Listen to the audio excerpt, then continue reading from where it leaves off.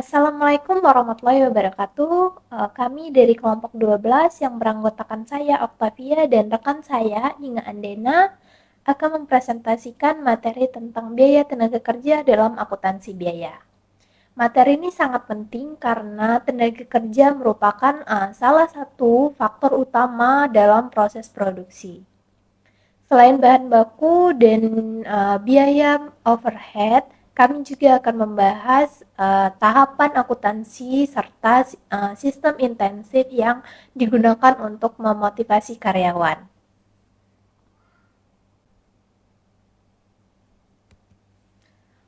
Di slide ini ada pengertian biaya tenaga kerja. Pengertian biaya tenaga kerja adalah semua biaya yang dikeluarkan perusahaan untuk membayar karyawan atas waktu tenaga yang mereka berikan selama proses produksi. Secara umum, biaya tenaga kerja terbagi menjadi dua. Yang pertama ada upah langsung, yaitu tenaga kerja yang terlibat langsung dalam membuat produk, misalnya operator mesin ataupun perakit. Yang kedua, ada upah tidak langsung, yaitu tenaga kerja yang tidak langsung menghasilkan barang seperti mandor, petugas kebersihan, ataupun teknisi. Tujuan utama dari perhitungan biaya tenaga kerja adalah untuk mengetahui dan mengendalikan betapa besar biaya tersebut agar efisien dan akurat dalam menentukan harga pokok produksi. Semakin efisien pengeluaran tenaga kerja, semakin optimal pula keuntungan perusahaan. Lalu ada akuntansi biaya, gaji dan upah. Untuk pada tahap ini, pertama pencatatan akuntansi biasa biaya tenaga kerja. Bagian akuntansi biasanya membuat jurnal distribusi gaji dan juga upah berdasarkan rekapitulasi yang diterima dari bagian kepegawaian. Di sisi ini biaya tenaga kerja langsung dibebankan oleh ke akun barang dalam proses. Sedangkan tenaga kerja tidak langsung dibebankan ke biaya overhead pabrik. Tujuannya agar perusahaan dapat mengetahui bagian mana dari tenaga kerja yang benar-benar berkontribusi langsung pada produksi dan mana yang sifatnya pendukung. Lalu di sini ada tahap kedua, yaitu pencatatan kewajiban gaji. Setelah distribusi gaji upah dilakukan, tahap berikutnya adalah mencatat kewajiban gaji yang harus dibayarkan oleh perusahaan. Pada tahap ini, perusahaan itu sudah menghitung pajak penghasilan PPh 21 yang dipotong dari gaji karyawan. Jadi bagian utang PPh karyawan menunjukkan kewajiban perusahaan untuk menyetorkan pajak dan pajak tersebut ke kas negara.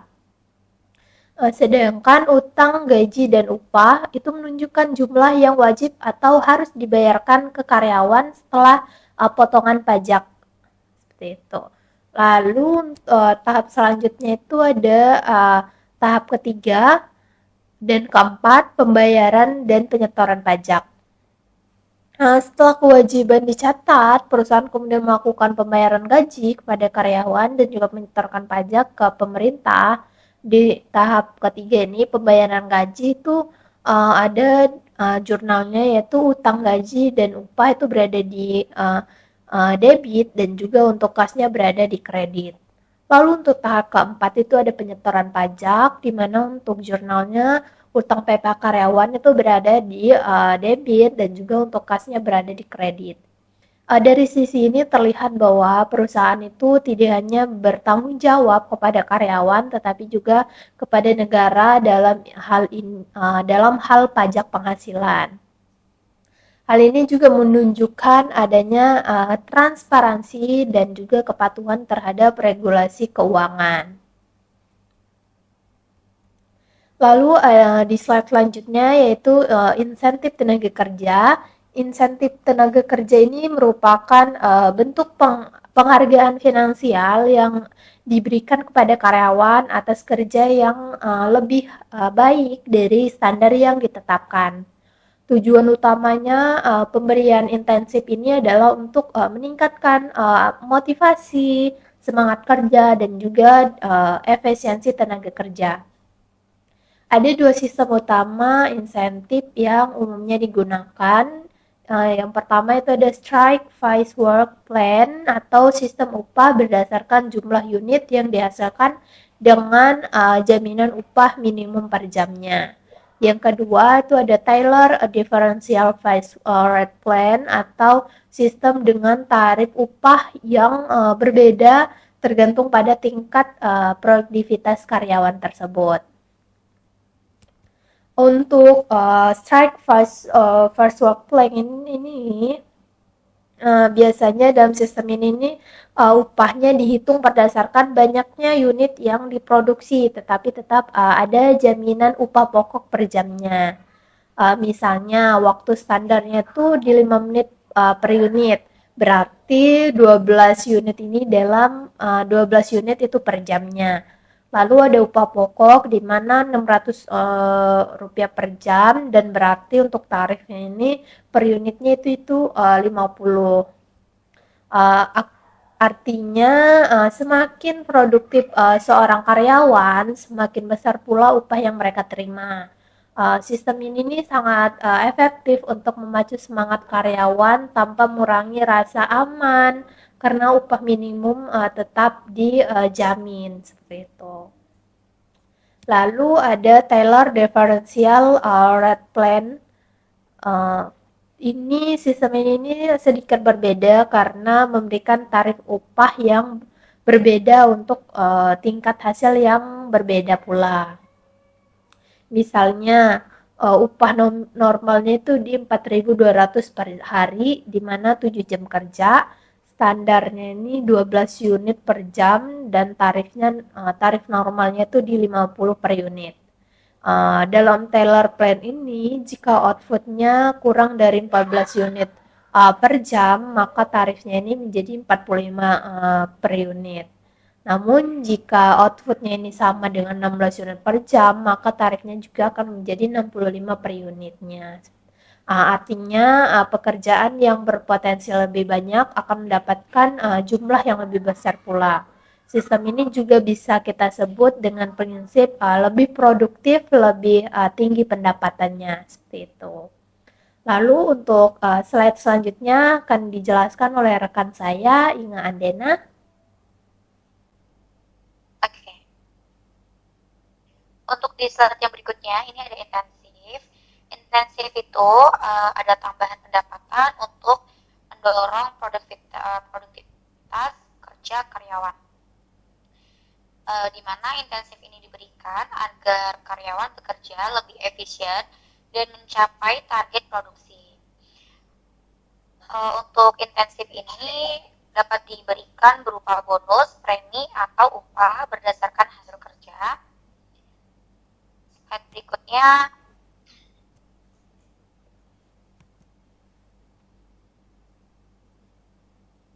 ada di sistem intensif 1. Untuk sistem intensif ini dinamakan site-based work with current hourly minimum, di mana karyawan dibayar per unit hasil kerja, tapi dijamin upah minimumnya itu per jam. Dengan contohnya, misalnya upah pokok di 600 perak, 600 rupiah itu per jam. Tarif per unitnya itu 50 rupiah. Nah, jika hasil 14 unit per jamnya berarti 600 rupiah ditambah 2 kali 50 rupiah itu sama dengan 200 rupiah per jam. Berikutnya di sistem intensif kedua. Untuk sistem intensif kedua ini yaitu ada di Tailor Differential Price Rate Plan, di mana sistem ini menggunakan dua tarif yang berbeda. Yang pertama, tarif rendah untuk hasil di bawah standar. Yang kedua, tarif tinggi untuk hasil melebihi standar. Dengan contoh itu ada di 12 unit per jamnya dikali 45 rupiah itu sama dengan 540 rupiah. Yang kedua, itu di 16 unit per jam dikali 65 rupiah sama dengan 1040 rupiah. Slide berikutnya ada di premi lembur. Untuk di slide ini, premi lembur itu diberikan jika karyawan bekerja melebihi 40 jam per minggu.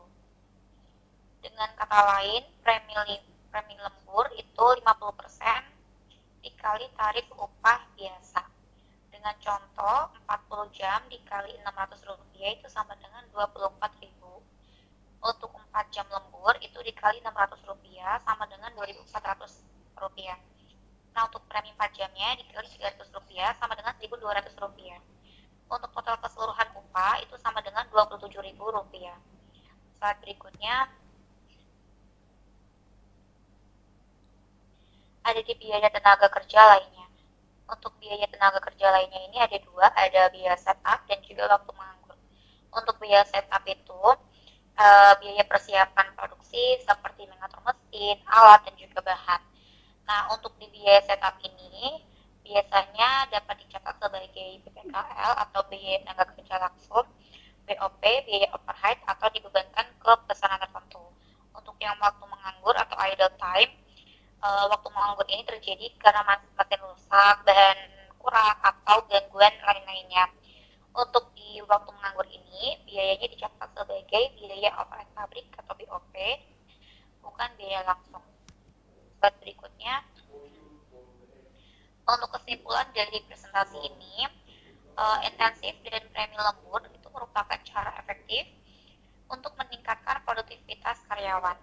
Sistem pengupahannya itu berbasis hasil seperti pass rate dan juga payroll plan yang memberikan motivasi agar karyawan bekerja lebih efisien. Dengan kata lain, biaya tenaga kerja tidak hanya mencakup gaji dan juga upah, tetapi juga biaya tambahan seperti lembur, setup, dan juga waktu menganggur. Dengan pengelolaan biaya tenaga kerja yang tepat membantu perusahaan menekan biaya produksi dan meningkatkan efisien operasional. Untuk di slide terakhir ini ada saran. Untuk saran, perusahaan sebaiknya menerapkan sistem intensif yang adil dan juga transparan agar karyawan termotivasi tanpa merasa terbebani.